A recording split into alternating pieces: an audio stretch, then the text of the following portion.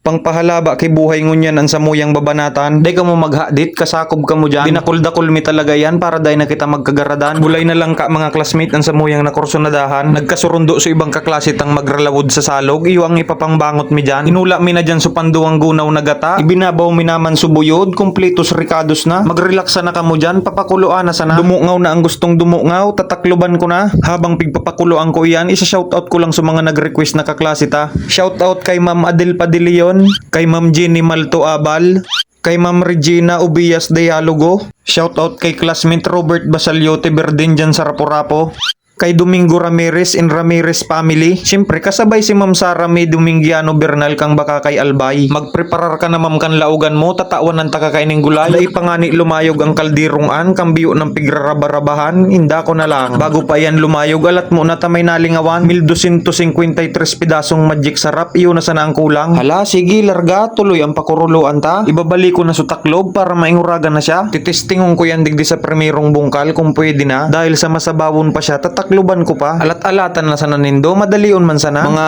sarong simana may kabanga ka. Tropa.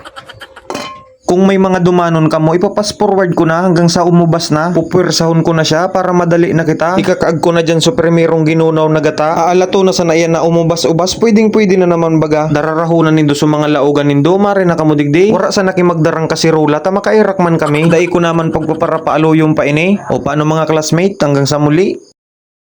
Magkaraon tabi.